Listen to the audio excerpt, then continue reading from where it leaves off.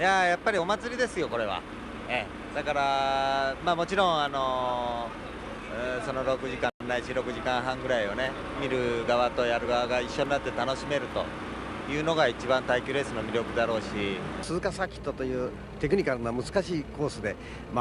走り切るということ、特に勝てたらですね、もう大変嬉しいですね。やっぱり、おそらくどのドライバーも自分のドライビング人生の中で、最良の日を迎えることができるんじゃないかな。もう本当に25年ぐらい前というか、本当に昔の、モータースポーツブームの時のように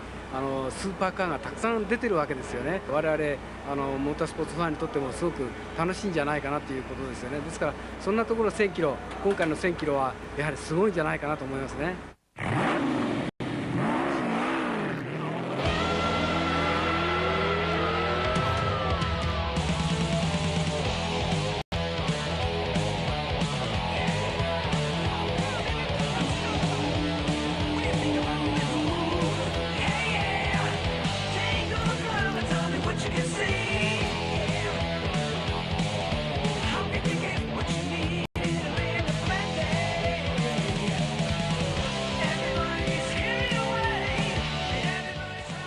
この番組は鈴鹿サーキット、国家コーポレーション、先端技術でシステムする東エネック、ホンダと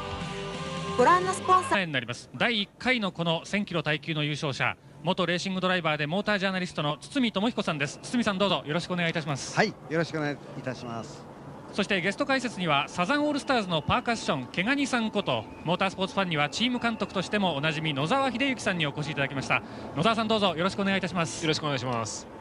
番組の冒頭で堤さんと中島悟さん、高橋邦光さんにはこの1000キロ耐久の魅力見どころをお話しいただいたんですが、野沢さんは今日どんなところを楽しみにされてますか？そうですね、とにかく車がいろんな車出てるということとですね、やっぱ6時間という6時間近く多分170周ですか、そうですね、その長丁場でどんなドラマが起きるかというのを結構密かに楽しみにしてるんですけども、耐久レースが非常にお好きと伺ってますけども、そのあたりがやっぱり見どころという。そうですね、チームの駆け引きとかですね、いろいろあるん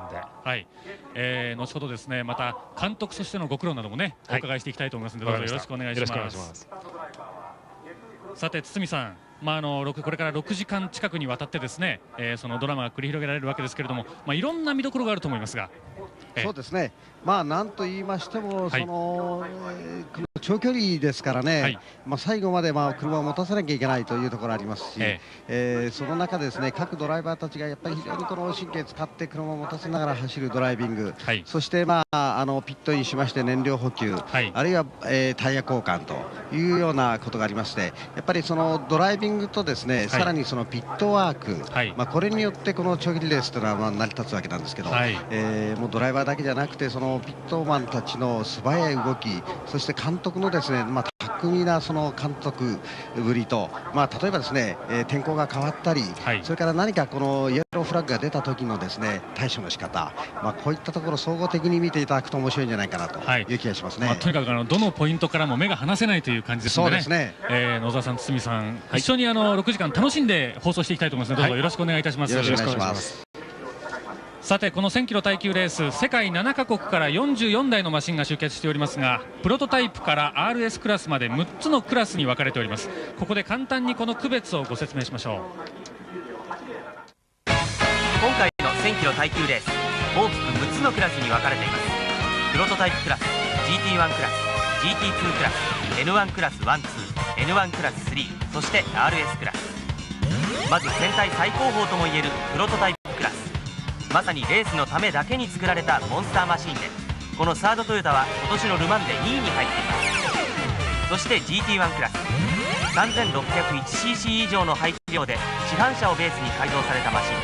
フェラーリ F40 など世界のスーパーカーの走りに注目です。そして GT2 クラス、最も参加台数の多いこのクラスは 3600cc 以下の市販車ベースを改造したもので、 NSX など注目の車がエントリーしています。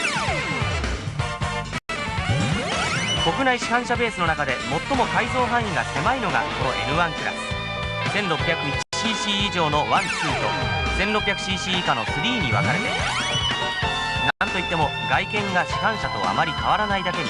6つのクラスの中では最もポピュラーと言えます。そして最後 RS クラス、排気量こそ小さいもののそのポテンシャルは抜群。コーナースピードは GT クラスの上を行きます。以上6クラスが1000キロ先のゴールを目指します。ということで堤さん、それぞれ特性の違うクラスがですね一緒に走るということで非常に興味深いシーンがいろいろ見られそうですね。そうですね、もうまるでそのルマンの再現のような雰囲気がありましてね、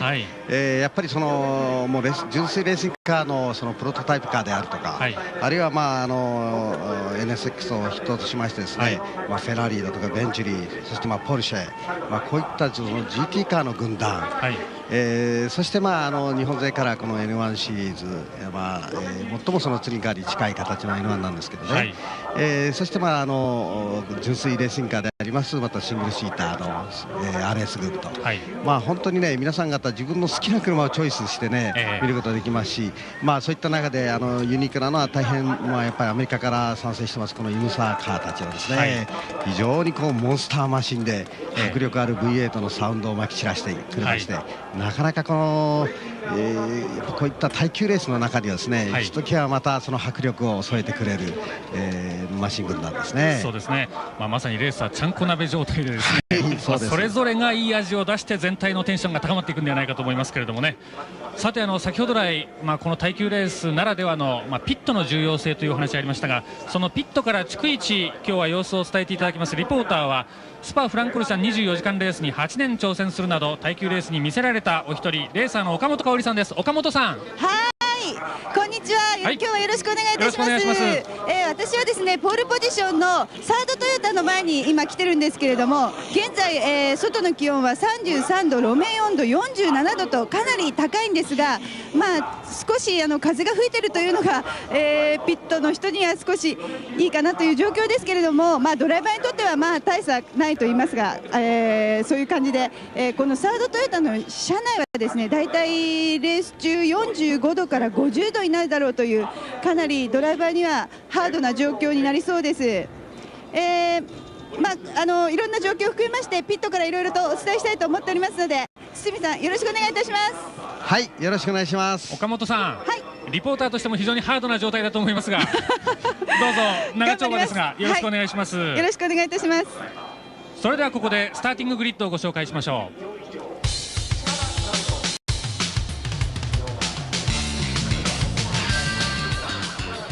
ポールポジションはやはり唯一のプロトタイプカー、サードレーシングチームのトヨタ 94CV-LM、 2番手フェラーリ F40 は先月の鈴鹿500キロ耐久のチャンピオン、続いて RS クラスファイテックス SK ホンダが食い込んだ。その後ろはマツダ RX7 アートネイチャー、今年のルマンで完走15位、5番手6番手にはベンチュリー 600LM が並んでいます。去年総合4位、先月の500キロ耐久2位と鈴鹿では力を発揮のリンドレーマスタングが7位グリッド。10台参加したポルシェのトップはラーブルコンペティション、ヨーロッパ GT 選手権をリードする存在。10番手11番手はホンダ NSX、 ともに今年のルマン完走マシンです。コンセプト L とチーム国光が GT2 クラスを引っ張るか。そして13番手から BBA コンペティションベンチュリー、コンラッドモータースポーツポルシェ、キャラウェイコルベット、トータル A1 コスモス SK90、 フェラーリ348はチームティーポシンプソン、18番手にはカーグラフィック SK90 がいます。おとといシェイクダウンしたばかりの中島プランニングポッカ NSX は21番手からのスタートになりました。連日徹夜の突貫工事はどこまで実を結ぶことになるか。そして後続にも各国の強豪マシンが僅差でひしめいています。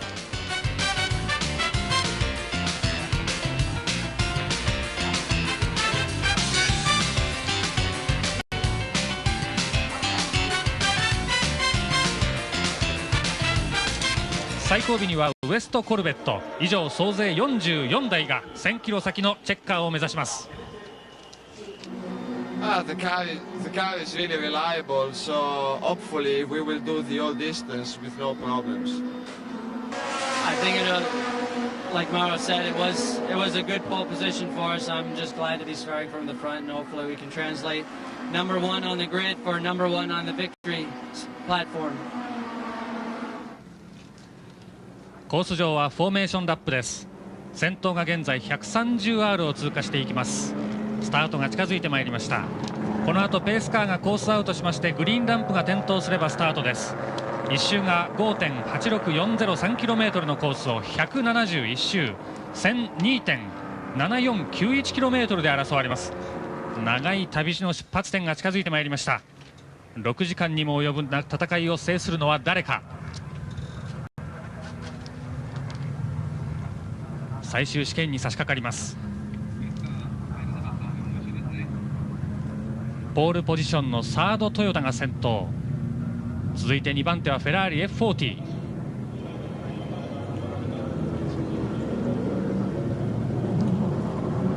エクゾーストの音が高まってまいりました。まもなくスタートです。インターナショナルポッカ1000キロ耐久レース、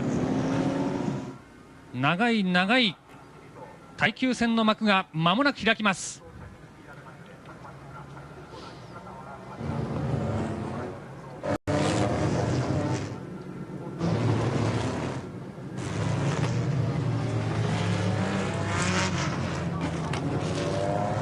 ペースカーが今コースアウトしました。エクゾーストの音が高まります。今スタートを切っていきました。長い長い6時間にも及ぶ耐久戦のスタートです。先頭はポールポジションのサードトヨタ 94CV。 今トップで第1コーナーに入っていきました。続いて2番手はフェラーリ F40。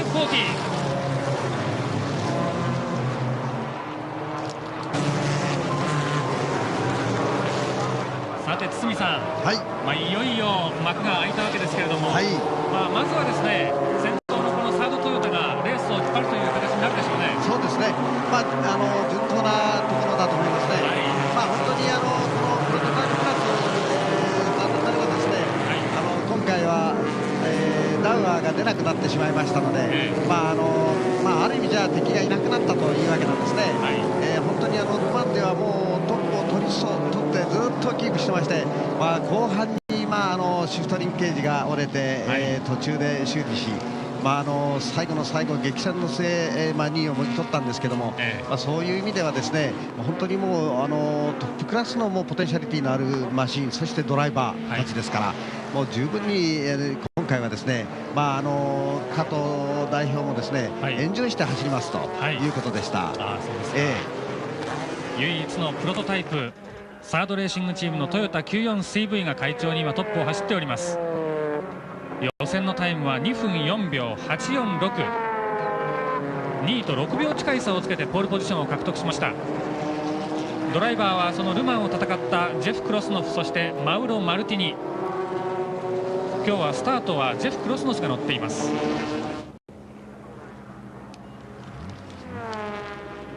とにかく先ほど話に出ましたダウアー・ポルシェがキャンセルということで、若干拍子抜けという感もね、あったわけですけれどもね。そんなようなことをおっしゃってましたね。もうダウアーが来ないんで、どうしようかなということだったんだけども、でもやはりこういうレースというのはですね、続けていなきゃだめなんだと、特にこのサードトヨタルマンを狙っているチームですから、こういった長距離レースをですね、常に自分たちで体験しないとだめなんだと。そのメカニックたちも含めてですね、そういう意味じゃやはり我々は真剣にやりますというふうに加藤代表おっしゃってましたけどね。さて野澤さん、レース序盤滑り出しなんですけれども、監督としてはこの辺りどういうことにまず心配されますか。そうですね、まずスタートがうまくできたかどうかっていうのと、やっぱり10周15周様子見ないと車の状態がちょっとわからないんで、もうメカニックからチームから今全然気が抜けないところですね。まずはやはりドライバーとしても、あるいはメカニックとしても、マシンの状態を確かめながら、様子を見ながらという走りになるわけですね。ほとんどの車が多分満タンで出てると思うんで、その自分たちの想定したペースと路面温度とかいろんなのが実際ここでプッと走ってないとわからないんで、それを要するに今一生懸命把握しようとしているところじゃないでしょうかね。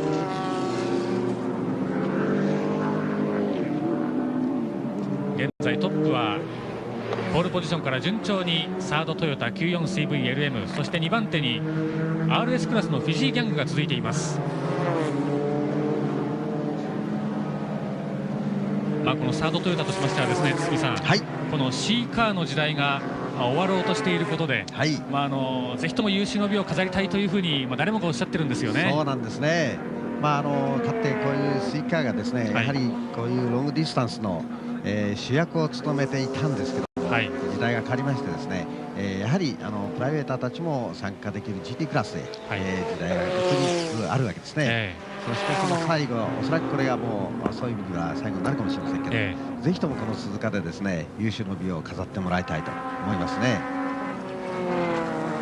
そういった意味ではちょうど世代交代のある意味では、記念すべきですね、レースとも言えるわけですね。そうですね、特にこのスタートのですね、加藤代表、ずっとトヨタ自動車でレーシングカーをずっと専門的にね、開発された方なんで、特にこの鈴鹿にはですね、大変この近いんですね、鈴鹿の経験ありますから、ぜひともやはり鈴鹿で勝ってもらいたいと、加藤さん自身も鈴鹿で勝ちたいだろうと思いますね。なんでも堤さんが第1回のこの1000キロ耐久レースで優勝されているわけですけれども、28年前の昭和41年ですね。そうなんですね。その頃メカニックだったね、クリアさんが今このサードチームのですね監督を今日はなさっていらっしゃるんですね、チーフなんですけども、もう本当にそういう意味でもですね、何かこう鈴鹿とサードの関係、あるいは鈴鹿と1000キロ、非常にこの縁がありますし、私もですねそういう意味じゃぜひ、加藤さんや、クリアさんにもですね、優秀の美を飾ってもらいたいなという気がありますね。先頭を走っておりますそのサードトヨタ、ルマンでは総合2位、惜しくも総合2位と言ってよろしいかと思います。サードトヨタが現在トップ、そして先ほどの画面が少し違っておりました。2位は F40 です。順位は変わっておりません。スタートの時から順位は変わっておりません。2番手はフェラーリの F40 が走っております。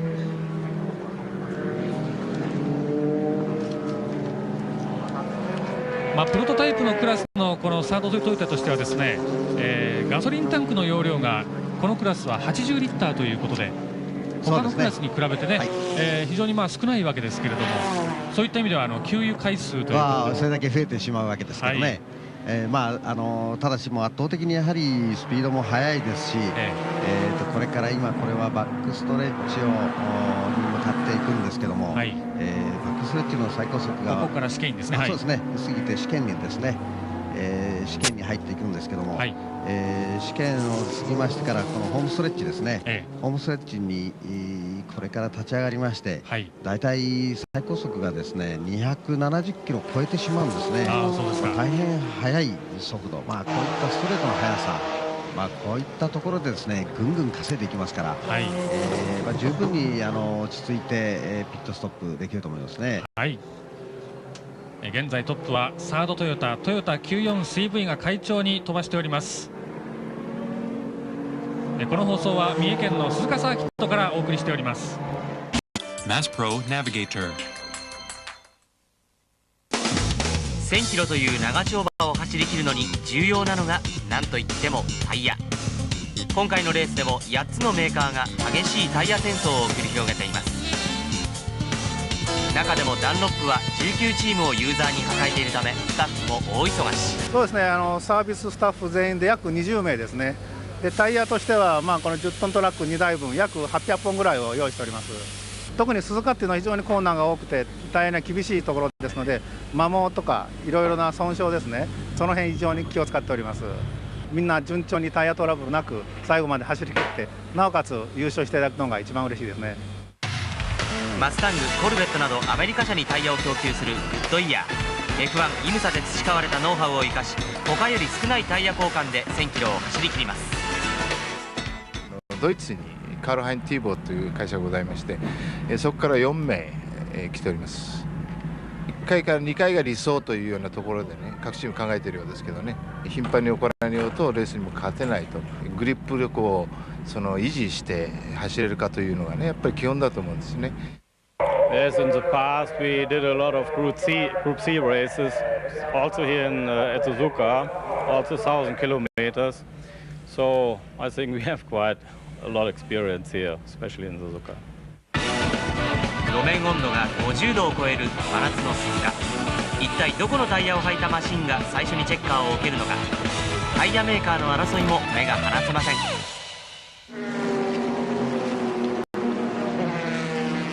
現在6番手までポジションが上がっていますアドバン NSX6 番手を走行。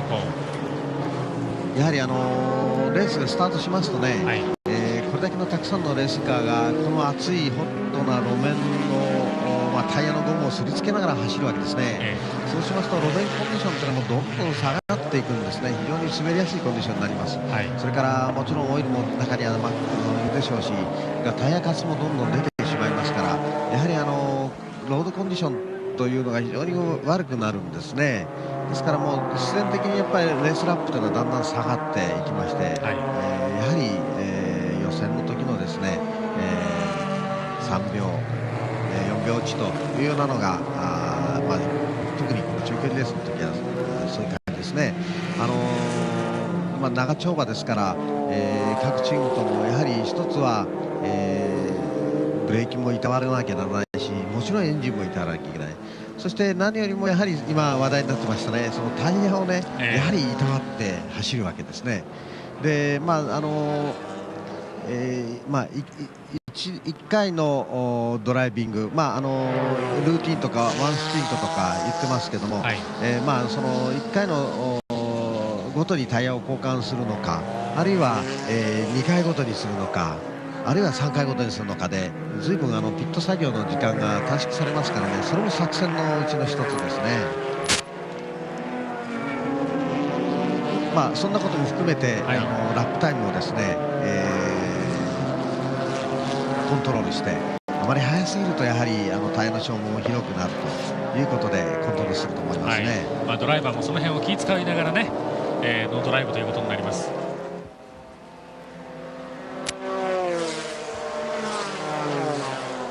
レースは34周目に入っております。画面のこの白い NSX が中島悟さんのチーム、中島プランニングのポッカ NSX です。とにかく堤さん、この NSX なんですが、水曜日に完成したばかりで、木曜日に鈴鹿へ持ってきて金曜日シェイクダウンと。そうなんですよね本当にね、よく間に合ったなというぐらいですね、本当に中島さんと中島監督がね今見えてますけどね、もう突貫工事で、ドライバーにいろいろ指示してるんでしょうかね。突貫工事でマシンを作ってきたんですけども、実はこれ高橋さんのところのですね、アドバン NSX と比べると、もう同じ NSX なんですけども、どちらかといえばやっぱり N1 仕様に近くてですね、まだまだこ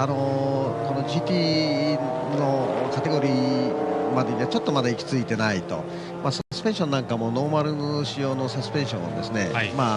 ピボットと言いますけど、付け根のところを、ピロボールで、しっかりと構成を上げたというようなところとかですね、マシン自体も日本で作って、右ハンドルなんですね。高橋さんのこのマシンがヨーロッパで作った左ハンドルとは違いますし、そういう意味ではね、全く同じマシンではないんですね。エンジンは当然ルマン仕様の、直径仕様が搭載されてますけども、そういうことであるとか、あるいはちょっとサスペンションのジオメトリーというんですけども、サスペンションの動かし方、つまりアームなんかも違うもんですから、レーシングカーが必要とする、ジオメトリーにはまだなってないようなんですね。ですから今回はね、とにかく固定調べですよ。これからどんどん抑制させていくための一つのですね、今回はテストだと、シェイクダウンレースなんですよというようなことをね、言ってましたけど、でもなかなか快調に走ってますね。そのあたりをですね、中島監督に伺っておりますので VTR でご覧いただきましょう。昨日初めて走ったんで、ちょっと時間的なものがね、短かったかなと。タイム的にはね、ちょっと足んないかなと思ってますけども、やっぱり1000キロというのをどういうふうに走り抜くかという方が先決じゃないかなという気がしますけどね。とにかく水曜日に出来上がったばかりのニューマシンで臨んだ中島プランニング。この NSX は来年のル・マン参戦に向け、ホンダの技術研究所が開発したマシン。急増マシンということで、チームスタッフも徹夜で作業を続けてきました。予選中もギアトラブルなどが出て、結果は今一つ。マシン熟成にはもう少し時間がかかりそうです。もう少しいいタイムで走ってるんじゃないかと思ってましたちょっと予想外だったかなっていう。確実に、ミスなしで走り切るということでしょうね。無事にチェッカーをくぐることが残念だけどね、今はそれしか言えないかもわかんない。ということで本当に苦しい中でのですね、はい、完走できるのかなどうなのかなということをね、中島さんもおっしゃってたんですが、完走できれば御の字という感じで、日野井選手も言ってたんですけどもね。そうですね、佐藤浩司選手とか田中哲也選手とか、日野井選手も含めてですね、はい、とても若手で、あるいは佐藤浩司選手がもう大ベテランなんですけどね、とてもいいドライバーの布陣をしてますから、最後まで持たせて走ってくれるんじゃないかと思いますね。はい、昨日の段階では何でも5速が使えなかったというね。そうですね、4速までで走って予選を戦ったわけですけれども、予選は2分19秒497で21番手、もちろん不本意なタイムには違いないんですが、今のその5速ミッションなんですけどね、はい、国さんのところがシーケンシャルミッションを使ってるんですけど、普通のエッジパターンなんですね。はい、これはねそれなりの理由があって、エッジパターンですとどのギアも先に好きな時に入れることができるわけですね。シーケンシャルですと、一段ずつこう行く、飛ばして入れることができないものですからね、はい、そういう意味では耐久レースの時はこっちが有利だろうというような理由もあったようですね。昨日はちょっとそのミッションのシフトリンケージのあるいは内部的な構造かもしれませんけど、ちょっとうまく5速に入らない、トラブルがあったようですけど、はい、それも解決していますんでね、はい、田中哲也選手に聞きましたら、とにかくまだ今玉成段階なんでマシンは完璧じゃありませんと、ただどんどん調整が進んでいるうちに良くなってきていますと。今回はこの与えられたマシンを最後まで大事に走りますというようなコメントでした。とにかくホンダとしても今年のルマンで初めて NSX を投入しまして、当然来年再来年ということをね長いスパンで考えているんだと思いますけれども、いずれにしましてもですね、5年計画というようなことですから、世界制覇したホンダのことですからね、きっちりそれなりの答えは見せてくれると期待してますね。ドライバーにとっては非常に乗りやすい車であると同時に、土屋選手なんかに聞きますとね、チーム国光の土屋選手ですけれども、かっこいい車に乗れるんでね、 NSX は本当にかっこいい車に乗れるのが嬉しいということを話していましたが、そういった意味では、そうですね、日本が誇る、こういった大型の GT マシン、本格的 GT マシンですからね、はい、1台ですから、やっぱりねレースインカーってのはまずドライバーってのはやっぱりかっこいい車に乗りたいんですよね。わかりやすくていいそうなんですよね。すごく野沢さん、この NSX についてはどんな車だって？僕も大好きなんですよ。だからやっぱしいいですよね、やってみたいですよね、こういうガンガンいくタイプの車で。私もそれこそね、古い話ですけど、第1回、はい、数か1000キロはトヨタ 2000GT やりましたけど、やっぱりねかっこいいんでね、乗っててねとっても楽しいんですよね。ですからおそらくね土屋選手なんかもかっこいいね NSX 乗ってとても気分が盛り上がってるんだろうと思いますけどね。現在レースは37周目に入っております。この放送は三重県の鈴鹿サーキットからお送りしております。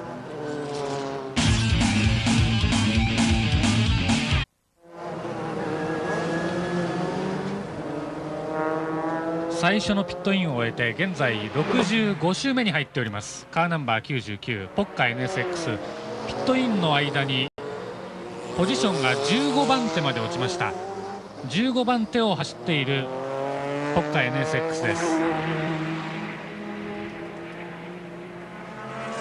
予想以上の走りということで、中島監督からもほっと一安心というコメントが先ほど聞かれました。ドライバーは佐藤浩司選手に変わっています。田中哲也選手から佐藤浩司選手にピットインして変わりました。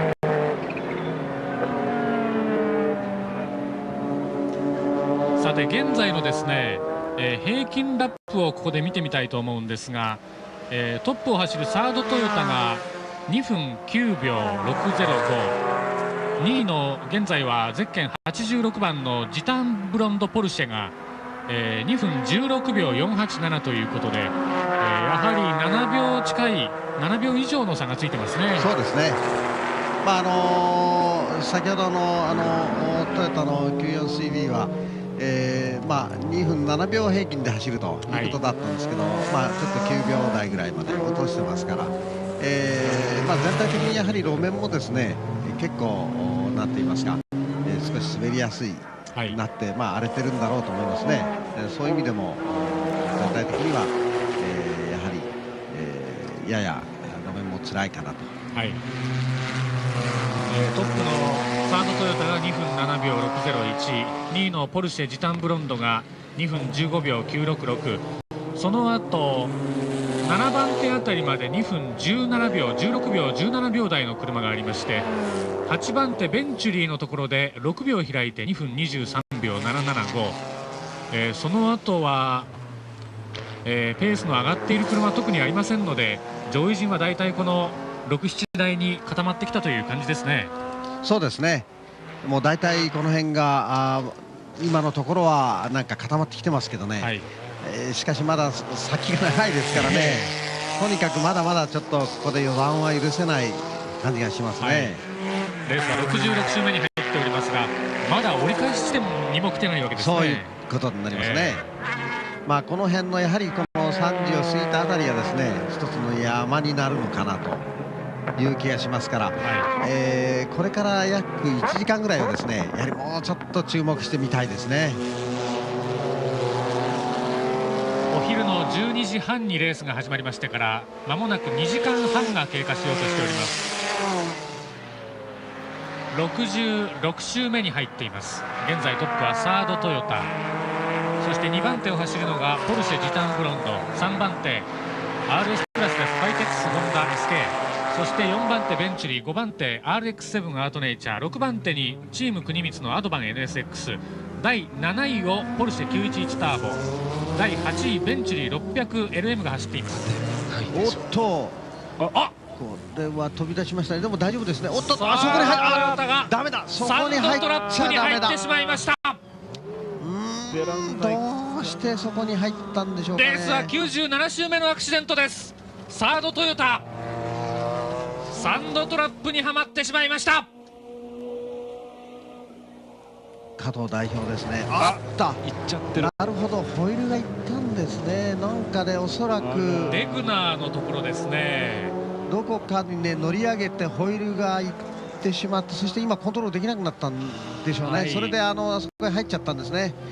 入りたくて入ったんではないんです。でもすぐ引っ張り出してくれそうですから、自力走行出る位置まで引っ張り出してもらえれば、自力で帰ればですね、とにかくピットまでたどり着けばなんとでも、メカニックたちがやってくれますけどね。果たしてこのホイールでピットまで帰れるかどうかというちょっと不安はありますけどね、ゆっくりでもいいですから、とにかく、ピットまで帰ってほしいですね。非常にちょっとホイールがああいう状態で危険な状態ですけどね、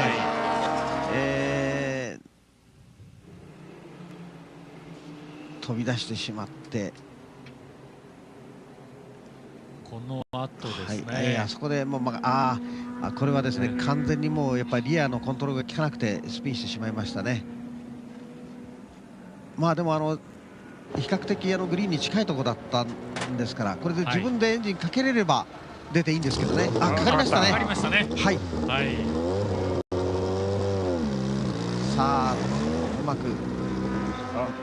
回るかですね。ホイールがかなり傷んでますから諦めましたかね。諦めたようですね。ドライバーがとりあえず降りるようですが、諦めたということは、マルティニ選手何か他のトラブルがあるんでしょうか。そうですね、何か他のトラブルがあったのかもしれませんね。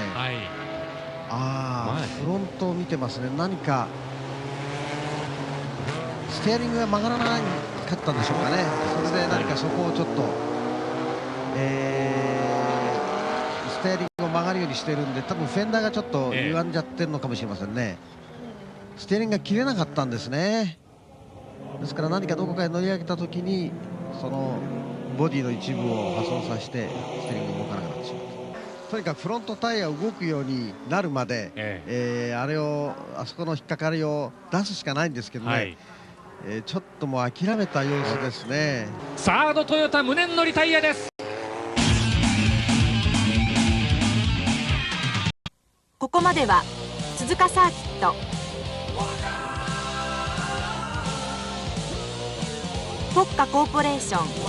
ホンダ、先端技術でシステムする東エネックとご覧のスポンサーの提供でお送りしました。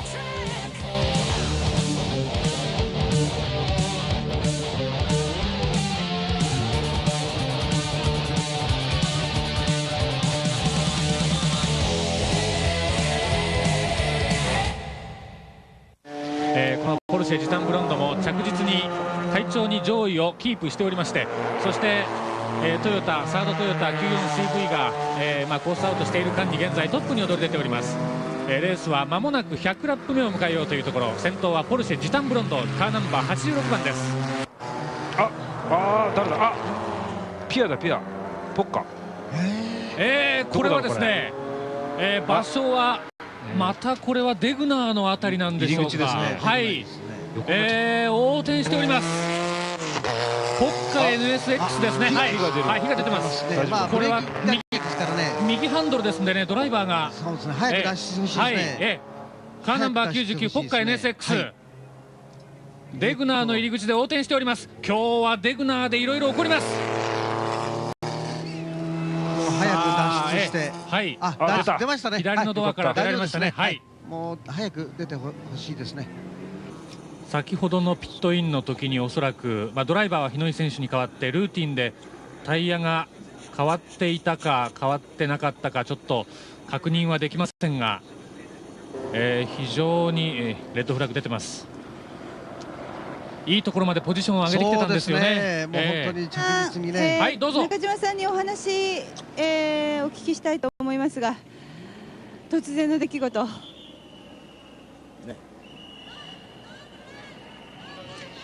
ドライバーが何もなかったから良かったですね。はい。ドライバーが何もなかったから無事だったから。そうね。はい。かおりちゃんどうも多分声もないと思いますので、ご苦労様ありがとうございました。非常に聞きにくいところであったと思いますが、ありがとうございました。ありがとうございました。赤旗で中断されました。そして、2ヒート制になったということです。残りですから68周。100ラップまで認められているということです。現在100ラップまで認められまして、レースはこの後第2ヒート60。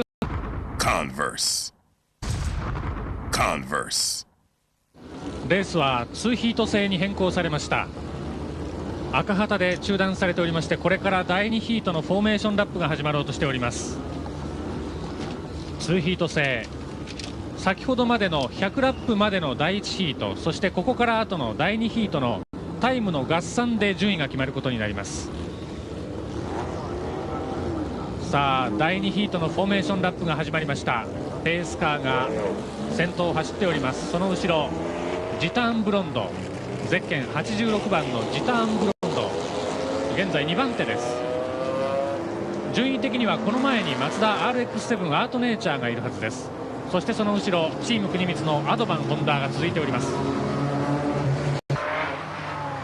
第2ヒートのフォーメーションラップが進んでおります。先頭が 130R を通過していきました。ペースカーが先導しています。堤さん、もう一度ここで整理したいんですが、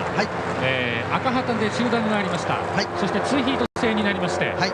一旦グリッドに先ほど整列いたしました。そして第2ヒートのフォーメーションラップスタートしておりますが、トップのマツダ RX7 アートネイチャーはピットスタートということですね。そうですね。その前にですね、赤旗がちょうど出た時にピットに入ってしまいましたので、並べなくなったわけですね。そんなわけで、この今ピットエンドで待機しております。で、全車がスタートした後ですね、行った後にピットからスタートします。はい。最終試験員を各マシンが通過していきます。第2ヒートのフォーメーションラップ。この後ペースカーがコースアウトして残り68周で争われます第2ヒートのスタートです。そしてピットスタート、ピットの出口のところにマツダ RX7 アートネイチャーが待機しています。先頭の車が帰ってまいりました。ここでペースカーコースアウト、第2ヒートのスタートです。スロットルが開きます。エクゾーストノースが高まってまいりました。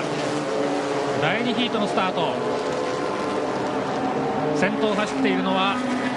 ジターンポルシェです。ジターンブロンドポルシェ、第1コーナーに入っていきました。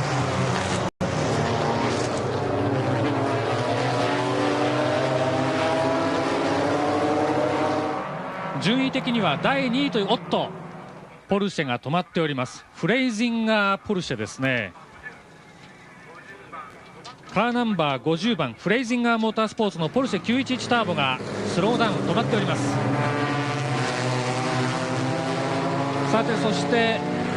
今第2ヒートのスタート、すべての車が出ていきましたので、この最後尾から RX7 がつけてきているはずですね。その通りですね、はい、ただし、順位的には1ラップの、リードがあります。順位といたしましてはトップにカーナンバー74マツダ RX7 アートネイチャー、そして2番手に現在このねフォーメーションラップでトップを走っておりましたカーナンバー86ポルシェジタンブロンドが第2位、第3位はチーム国光のアドバン NSX カーナンバー100番。しかし今コルベットが前に出たようですが、順位的にはアドバン NSX です。周回を遅れておりますシルバーのキャラウェイコルベットが現在このポルシェの後ろを走っておりま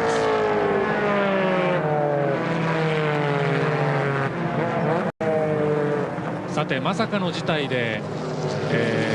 赤旗中断ということになりまして、レースの流れが一旦途切れたわけですけれども、この間というのが各チームにどう影響するかですね。そうですね、ある意味でですね、タイヤなんかもクールダウンしたので、多少これから新しく、それこそ第2レースという形になっていくんでしょうね。いろいろ大きな事件といいますかありましたんでね、各チーム初期は相当やっぱり慎重にいくんじゃないかと思いますね。路面も相当オイルで汚されたりしてる様子ですから、でもそうなりますとですね、やはりまたこの GT カー同士の戦いということに一つちょっとなってきましてですね、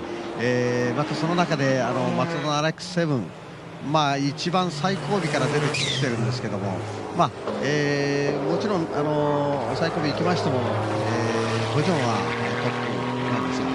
が、そういった追い上げも一つちょっと面白いなという感じがありますけどね。そうですね。そしてその追い上げる過程でですね、スムーズに追い上げてくれるのかどうか、一つのまた見せ場、見どころでもあるかと思いますね。そして野澤さん、この中断があってこれから第2ヒート、チームとしてはですね、また少し組み立てを変える、あるいは、作戦の変更ということもありえますね。そうですね、この 5週10週で多分作戦みんなどんどん変えてくるんじゃないですかね。いけるチームはもう行こうと、でこれはもうキープしたいところはガンガン逆にキープする、もうその辺の攻防がこれからどんどん始まると思いますね。赤旗中断の間のですね、ピットの空気っていうのはどういうもんなんですか？結構やること実はあるんですね。いろんな自分たちの順位をもう一回確認する、オフィシャルからの正式の指示をもらう、それで何集団残りとかって結構バタバタやってるんですよね。でスタートしてからさあもう一回じゃあ他のチームを見て自分のチームをもう一回確認してみて、ちょうどその辺の周回ですね。じゃあちょうど今頃が、もう少し冷静にレースを見つめ直している、絶対的な面は見えてくる、そういう時間帯ということですね。お昼の12時半にレースがスタートしましてから4時間半が経過しました。いろんなアクシデントがありました。サードトヨタがリタイアしました。そしてポッカ NSX デグナーの手前で、派手に横転しました。そして赤旗中断がありまして現在、2番手走っておりますポルシェジタンブロンド。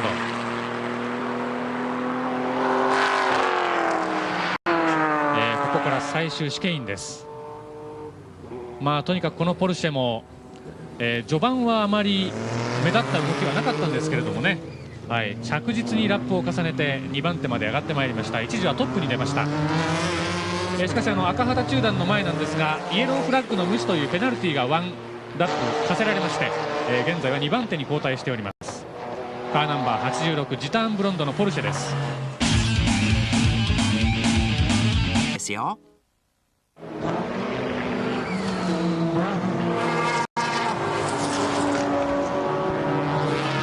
第2ヒートが始まりまして106周目、第1ヒートと第2ヒートのタイムの合算で順位が決まりますが、168周中の106周目を現在走っております。マツダ RX7 アートネイチャー、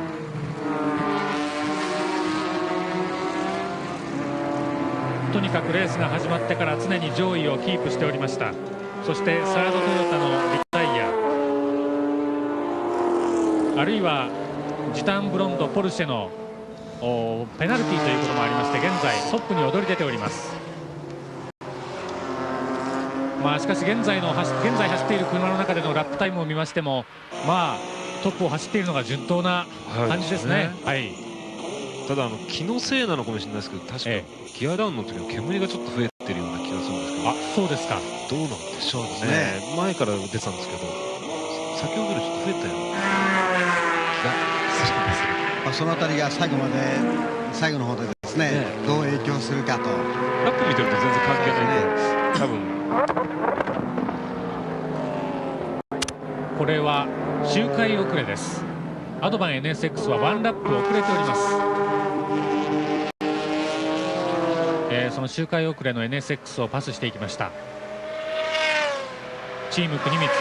NSX の前を走ります。西ストレートから 130R、 今のこのシフトダウンした時の煙です。そうなんです。試験員の手前でまたギアを落とすわけですが、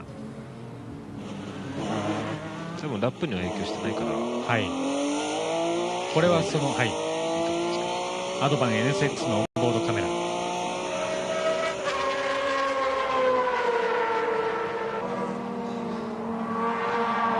とにかく今年のルマンでも総合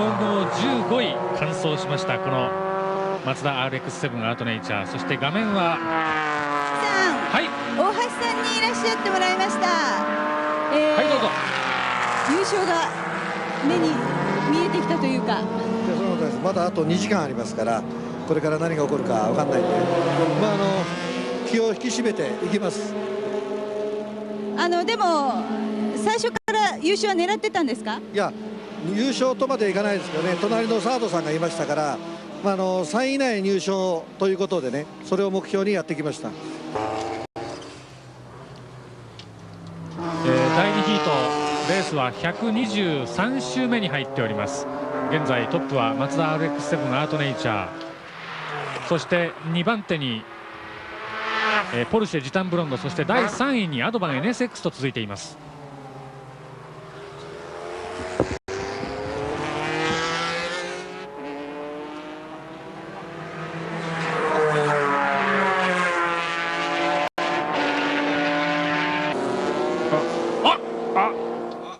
RX7 です。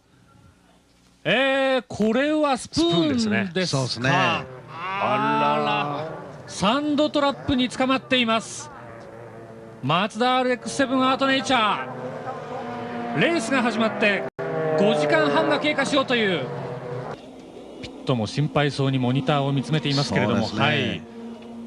もうほとんど危なげない、このシーンですね。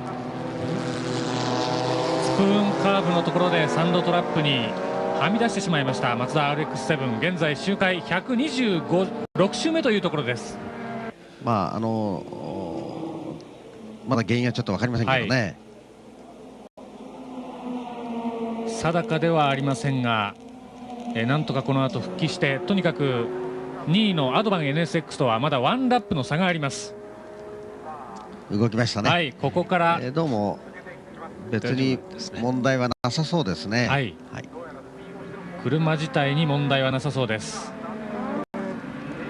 これでピットインしてくる、可能性もありますね。大きいですね。砂とか気になりますもんね。グリーンゾーンを走って、西ストレートのあたりからコースに復帰できそうです。この間に2番手のアドバン NSX がどの程度まで、縮めてきているのかというところも気になりますが、ちょうどこの時点で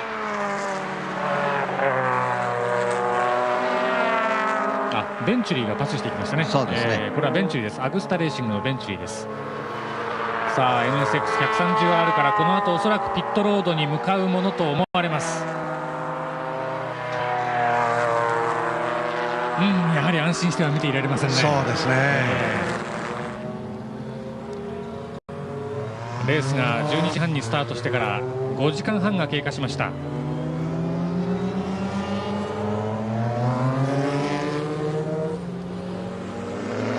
126周目でマツダ RX7 スプーンカーブを曲がりきれずにサンドトラップに飛び込みました。そしてこれからピットに向かっています。決して無理をして走らせているわけではないというコメントもあったわけですけれども、スプーンカーブで一旦コースアウト。さあこのロスが順位にどういうふうに影響してきますか。こういうことがありますとどうしてもこの後の走り影響するでしょうね。そうですね、残りをもっとステディに大事にですね走るという作戦でしょうね。はい、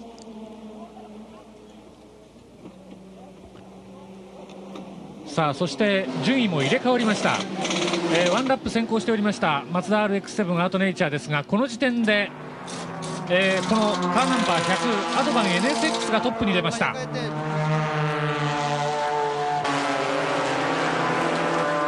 マツダ RX7 アートネイチャーピットインの間にどんどんこのアドバン NSX が差を広げております。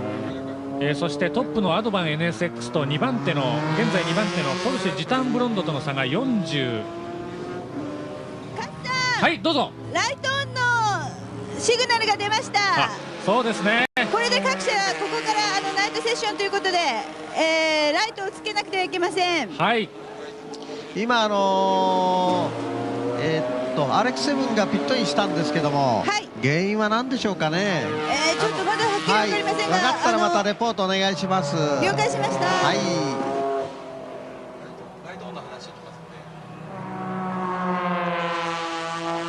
夕焼けがこの鈴鹿サーキットオレンジ色に染めておりますが、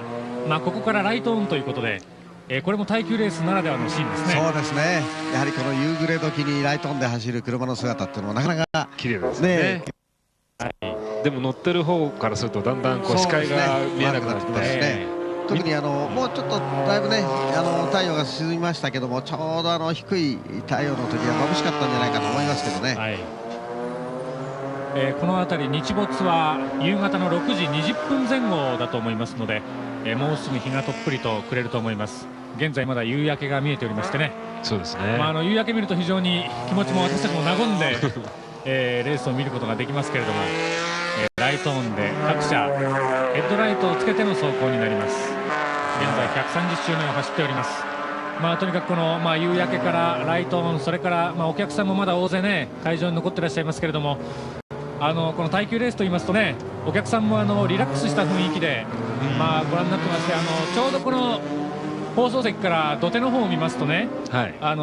えば昼間の時間 T シャツを脱いで、缶ビールをプシッと開けてですねガーッとこう流れ込んでるっていうシーンなんか見ますと非常に羨ましい感じもするわけですけれどもね。なんかお客さんも一瞬ほっとして、さあどうなるかなって感じの世界になってきましたね。そのビールを飲む手も時々休まるようなシーンが、中盤以降続出しております。現在トップはポルシェジタンブロンド、そして2番手に1番手また入れ替わりました。現在トップはアドバン NSX、 そして2番手にゼッケン86ポルシェジタンブロンドが続いています。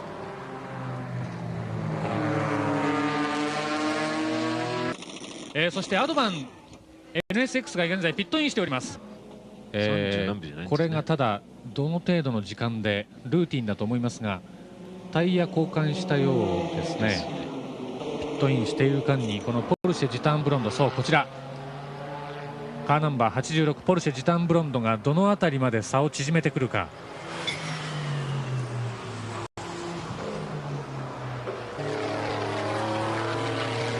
トップが入れ替わりましたね。トップが入れ替わりました。したポルシェピットインの間にやはりポルシェジタンブロンドがトップ、そして2番手にファイテックス SK ホンダ RS クラスの車が2番手に上がりました。そして第3位をアドバン NSX が走っております。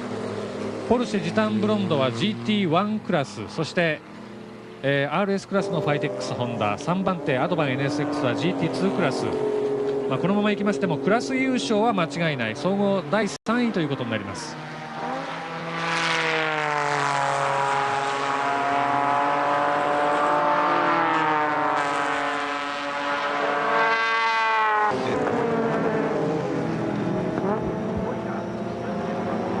現在レースは143周目に入っております。トップを走っているのはゼッケン86ポルシェジタンブロンド、相変わらず堅実な走りを見せております。先ほどからこのフォグランプをつけましてね、そうですね、だいぶ暗くなってまいりました。そうですね、なんか毛ガニさんこのフォグランプに対してちょっとうんちくがあったじゃないですか。うちと同じ多分システムだと思うんですけども、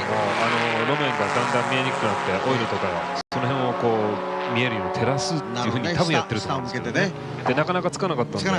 どうしたのかなと思ったら暗くなってちゃんとつけましたね。つけましたね、さすがに。多分ですね、一つはこれドライバーがですね、俺はちゃんと考えてやってるんだよと見せつけてるんですね。段階踏んでね。段階踏んで。それといっぺんにつけちゃいますとね、やっぱりオルタネーターなんかに負担かかりますから、少しでもねエンジンパワーをですねロスさせたくないというのもあるんじゃないかなという気がするんですけどね。いや、それにしても毛ガニさんね、後ろからカメラが追っかけた時、先ほどのね、テールレンズの下に真っ赤にですね、エキゾストが、さすがやっぱりターボカーってのはすごいですね。画面でもおそらくそのうちね、今ちらっとご覧いただきましたが、このテールランプの下、こういったことが見られるのもこういう1000キロならではということになりますね。やはりこの夕闇の中にレースンカーがライトをつけて、今のようにねエキゾストを真っ赤にしたり、あるいはもしかしたらそのヘアピンなんかのねブレーキングポイントでね、ちょっとブレーキのローターがね真っ赤にふわーっとなるっていうのもちょっといいもんですね。いいですよね、なかなかね、一瞬こうなんか現実を忘れて見ちゃいますね。見ちゃいますね。しかしすごいですね、エキゾストは。すごいですね。それとだんだん暗くなってきて、こうやっぱラップが落ちないチームがやっぱ上の方にちゃんと全部そういうはそうですけど、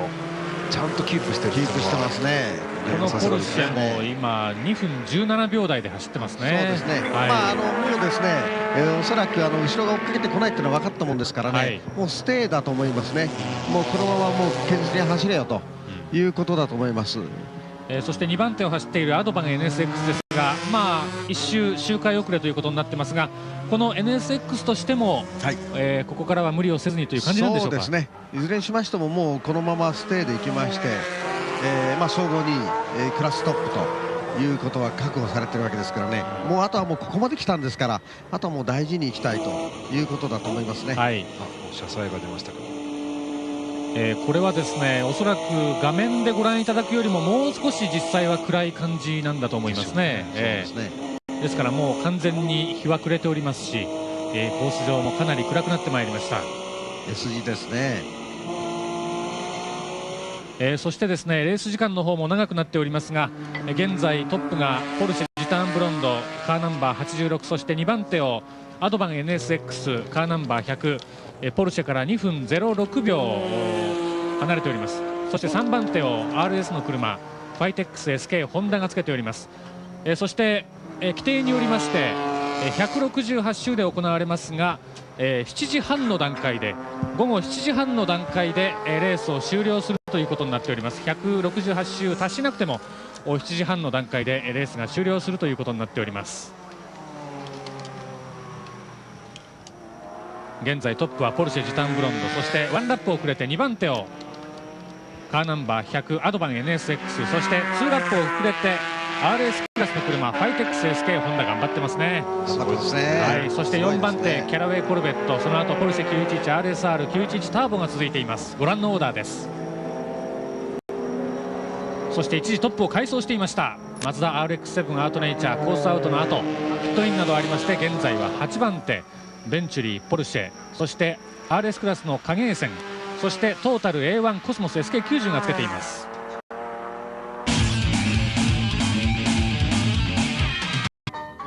わせは NBS へどうぞ。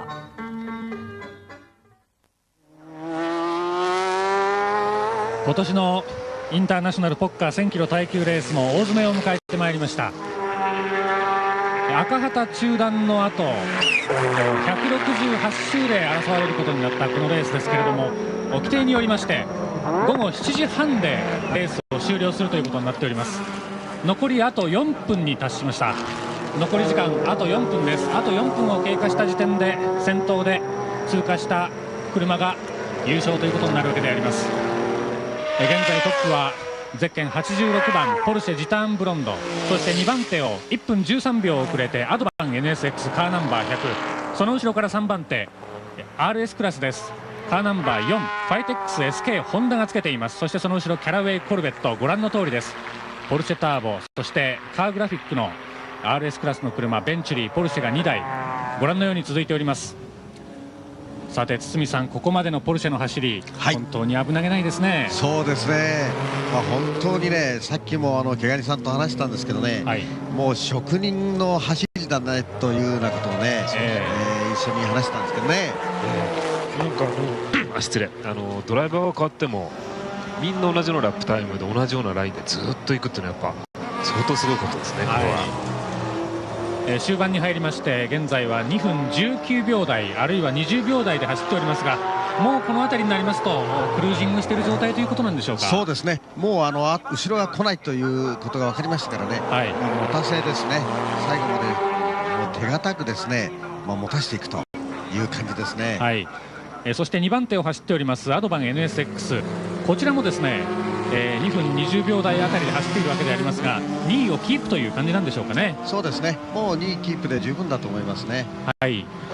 しかしですね、手元の集計モニターでは現在ファイテックス SK ホンダ RS クラスの4番の車ですが、こちらが2位に上がりました。いや、しかしまた入れ替わっています。ご覧のカーナンバー100チーム国光のアドバン NSX、 こちらが現在2番手を走っています。1分13秒差で2位、しかし GT2 クラスのトップですからね。そうですよ、とにかくね、よく持たせて、ここまでね、走らせてますから、なかなかこれはもう快挙と言えるんじゃないでしょうかね。高橋邦光さん、そして土屋圭一さん、飯田明選手、3人のチームワークの賜物という感じですね。その通りですね。現在この最後をドライブしているのはアドバン NSX 土屋圭一選手です。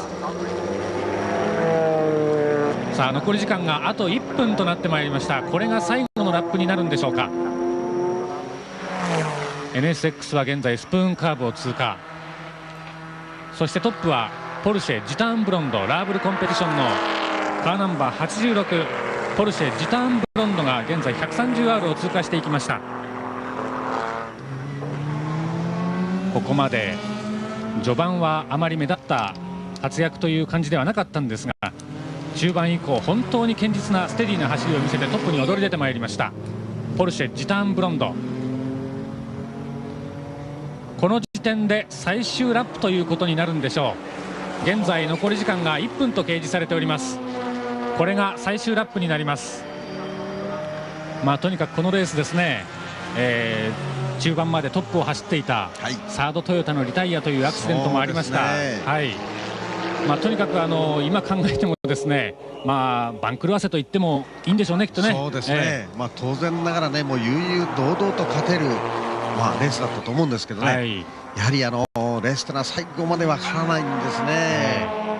そして中盤以降トップを快走しましたアートネイチャー RX7 ですね、こちらもですね、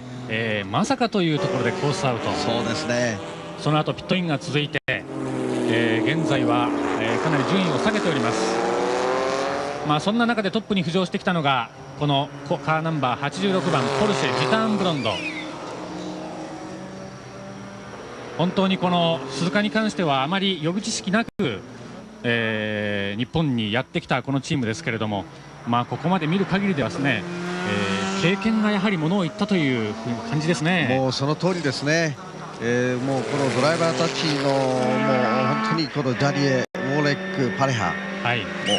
テラン揃いですからね、しかもこの耐久男たち、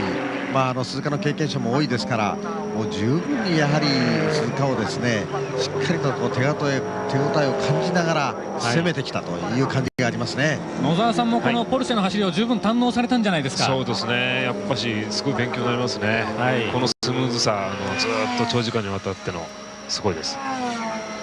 さあ西ストレートです。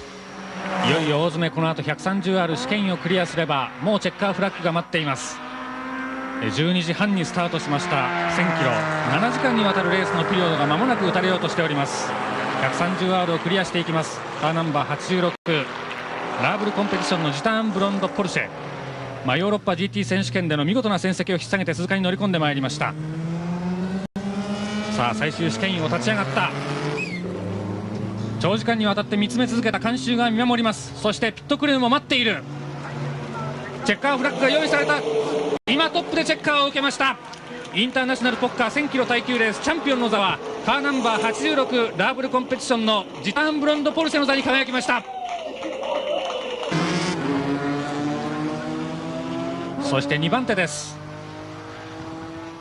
アドバン NSX、3番手になりますか。カーナンバー100チーム国光のアドバン NSX が今チェッカーを受けました。2番手ですね、第2位です。総合2位、そしてクラス優勝ということになりました。カーナンバー100アドバン NSX チーム国光、本当にこの車も快調に、トラブルなくここまで走ってきました。7時間にわたるレース、続々と今各マシンがチェッカーを受けております。おめでとうございます。おめでとうございます。おめでとうございます。いやー、2位ということで、熱い1000キロだったですね、今日はね、本当に、どうもありがとうございました。優勝を狙ったんですけどもね、2位でもやはり最高ですね。まるでね、世界のすごく一番高い山をね、もう征服したような気分ですね。今日は激戦でしたね。もう本当に大した怪我も出なくてよかったなと思ったんですけども、本当にすごいレースだったですね。飯田さんいかがですか。そうですね、今年の3つのロング、ルマン、そして十勝の24時間で最後の1000キロ、こ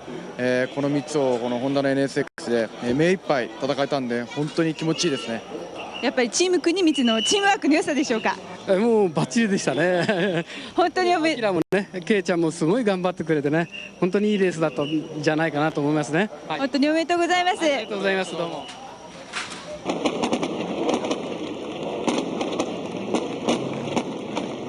Congratulations! おめでとうございます。How feel now? Well, I am very happy after the many problems that we have had during the race, and we won the race. It was fantastic for us.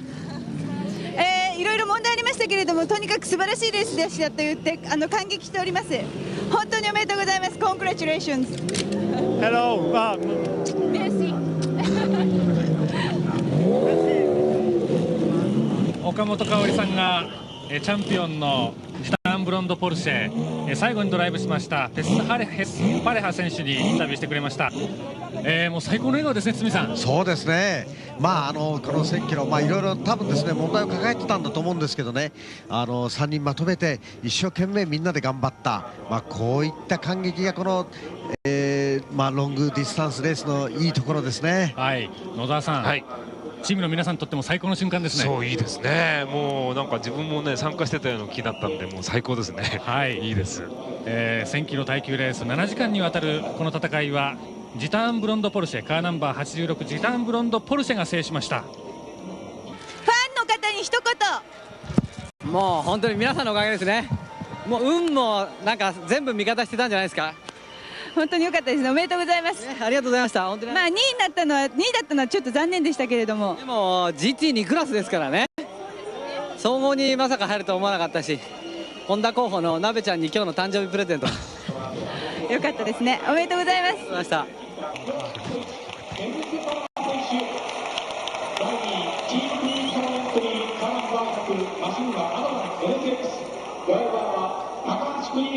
現在表彰式が始まっております。それではここで順位を整理してみましょう。総合優勝はカーナンバー86ジタンブロンドポルシェ、そして2番手にカーナンバー100チーム国光のアドバン NSX、そして RS クラスのトップはファイテックス SK ホンダ、これも頑張りました。その後順位はご覧のようになっております。さて堤さん、今日のレース、本当にいろんなことがあったわけですけれども、十分堪能できましたね。いやもうすごかったですね。本当にね、これほどもういろんな波乱万丈があるレースっていうのも珍しいんじゃないでしょうかね。もうハラハラドキドキそれの連続でしたけども、本当に NSX のね国吉さんたちはよくここまで来たと思いましたね。それから RS がすごく頑張りましたね。そうですね。そして野沢さん、いかがですか。もう来年出たいですね。それしか今、もうでも本当にいいレースでした。本当に私たちも放送席からね十分に楽しめたレースだったと思います。インターナショナル国家1000キロ耐久レースチャンピオンはティターンブローンドポルシェの座に渡りました。この放送は解説堤智彦さん、そしてゲスト解説に野沢秀幸さん、リポート岡本香織さんでお送りしてまいりました。堤さん、野沢さん、どうもありがとうございました。ありがとうございました。日もとっぷりとくれております。菅沢キットからこの